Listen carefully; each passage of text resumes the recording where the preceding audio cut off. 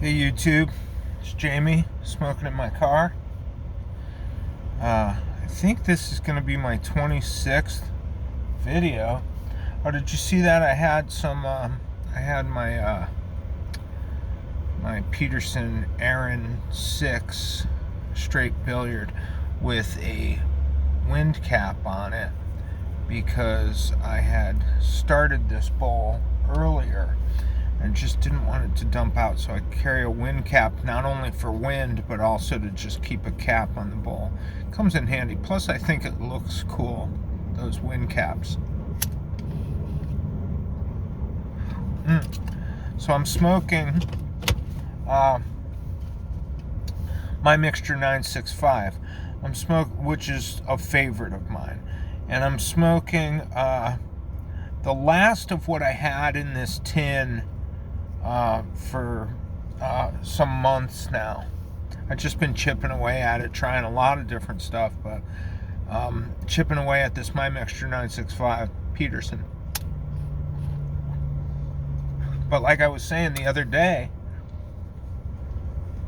I got some aged Dunhill My Mixture 965 that has some years on it. I think 8 or 9 years. Yeah, I think it has 9 years on it. It was 2014. So I'm gonna open that next. Maybe even tonight while this is still fresh in my mind, so I can sort of A/B what 9-year-old My Mixture 965 tastes like right next to this. But this is the very last bowl of my last tin of 965. So another kind of interesting thing is at work and at my Masonic lodge and just out and about, I get people asking me, friends and things and co-workers,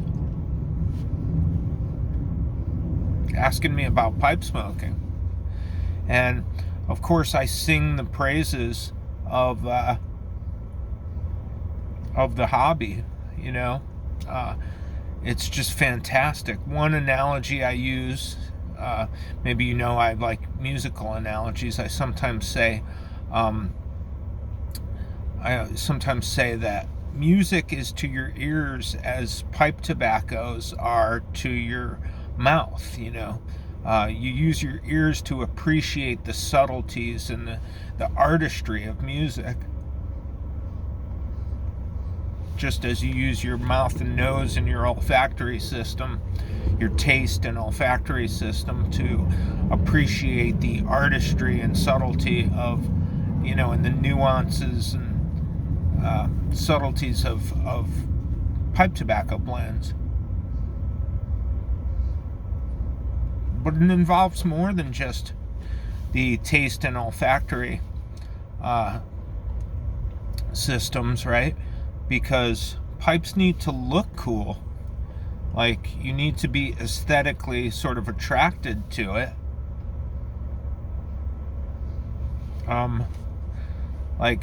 Otherwise, why even bother to get really neat looking finishes? Why put silver bands or nickel bands, or why have certain stem designs if it were none other than the pragmatic reason of getting smoke in your face?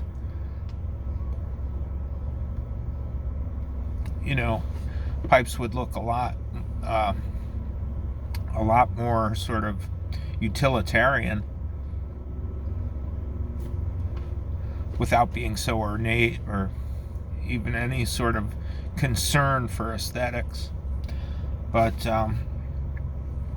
consequently, we end up appreciating the elements of the hobby with many senses, beyond just the taste and olfactory. Like another tactile appreciation of, like, some people like how a nice blast finish feels, or a rusticated finish, or I prefer smooths personally. There's something, a little digression I wanted to talk about. I think I only have smooth finish pipes.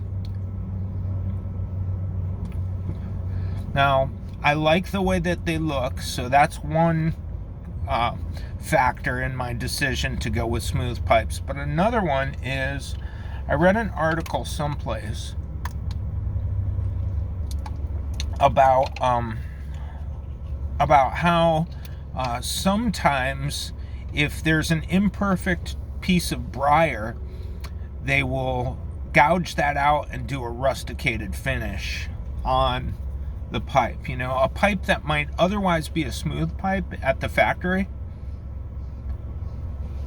if they find imperfections or integrity issues, they will sometimes turn it into a blast, or, you know, a sandblasted, or a rusticated.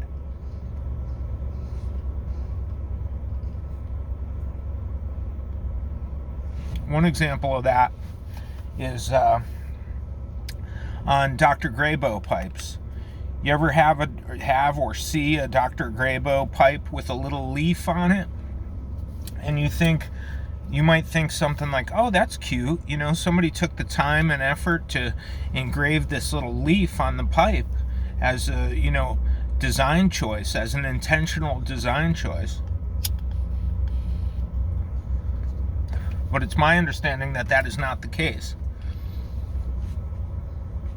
When you see a little leaf on a Dr. Graybo pipe that's otherwise smooth, they're trying to mask an imperfection in the briar.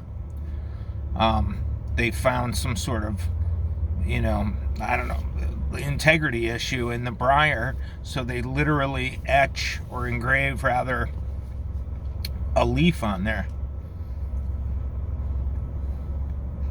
to hide that issue. So no, it's not just some cute thing that they're trying to impress you with. It's masking something. So if you see, I mean, that doesn't mean the pipe is garbage.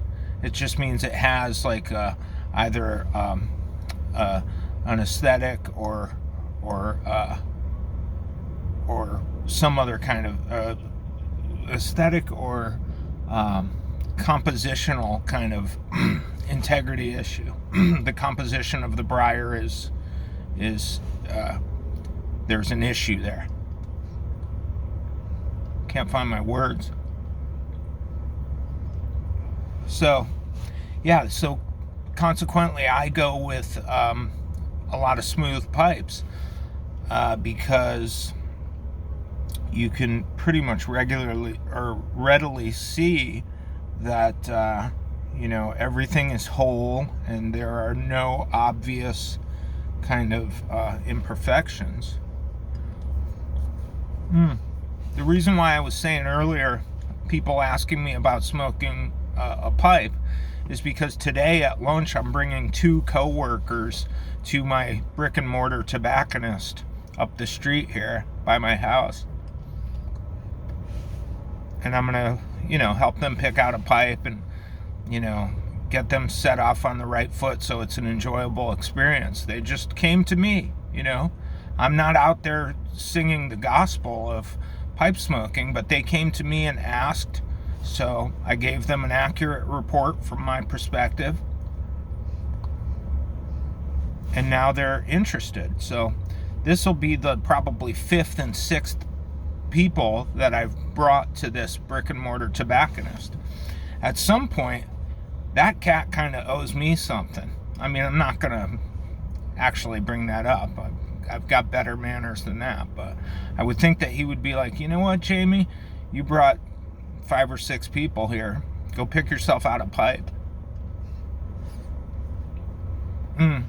Maybe I'll cash that check, cash in that favor when it's time to get a mirror, because he has a nice selection of meerschaum pipes over there, and I want one.